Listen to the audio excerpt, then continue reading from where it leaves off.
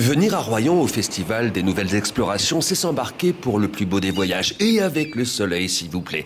Plus que jamais aujourd'hui, une promenade sur les sentiers de randonnée de la connaissance et du savoir. Parce que le monde de demain est une terre d'aventure, qu'on y vienne avec un bateau à hydrogène, une soucoupe volante ou une bicyclette. Dites donc, monsieur, les explorateurs, il y en a qui arrivent à pied par la Chine et puis vous arrivez à vélo par la plage. Bon, le monde est très grand. Oh oui, il est grand. Et le programme du festival vous invitait aujourd'hui à lever les yeux vers le ciel.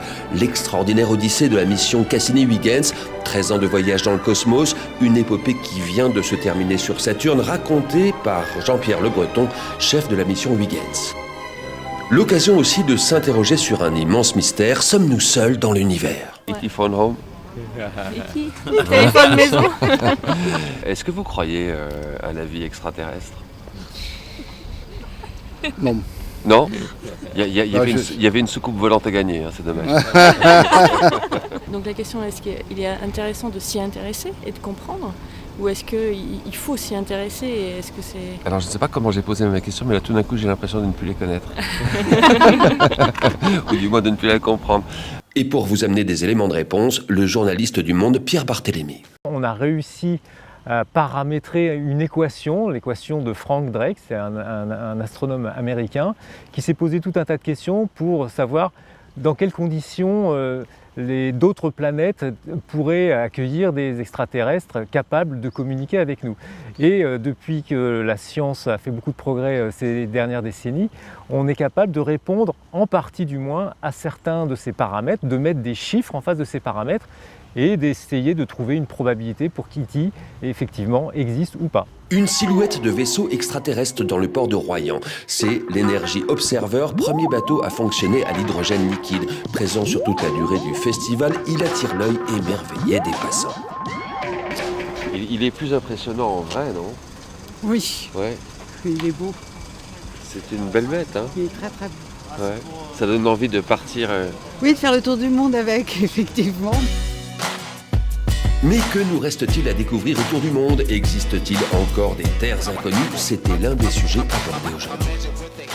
Oui, il existe encore aujourd'hui quelques terres inconnues, mais pas beaucoup. Il y a des endroits où l'homme moderne, en tout cas, a été très peu. Il y a des zones de Sibérie, à mon sens, où il n'y a quand même pas grand monde qui passe, parce qu'il y a des tribus en Sibérie qui se baladent sur les territoires de la taille de la France, et ils sont 50 ou 60 000 personnes à se balader sur un territoire gros comme la France. Il y a des îles qui sont peu connues. Il y en a une, j'en parlerai tout à l'heure, qui appartient à l'Inde, qui est peuplée de tribus qui sont aussi primitives qu'en Amazonie et dont on ne parle jamais. Non, l'ultime terra incognita, c'est l'homme. Les terres méconnues du savoir, avec au Palais des Congrès l'exploration d'un passionné. Des milliers d'heures d'observation lui ont permis de mettre au point une théorie sur l'extraordinaire mystère de la construction des pyramides. Moi, je ne suis pas un égyptologue, je ne suis pas un architecte, moi, je suis un artisan. Et j'ai une vision différente de la construction. Et pour expliquer mon hypothèse de construction, eh bien, j'ai fait une quantité de maquettes, et lorsqu'on en explique sur des maquettes, eh bien, c'est beaucoup plus facile à comprendre. Alors du coup, pour tourner, c'est super simple pour tourner, c'est toi qui tournes. Juste à côté, une invitation à une plongée dans un Himalaya virtuel. Ces technologies sont l'avenir du jeu. Oh, you're so cute!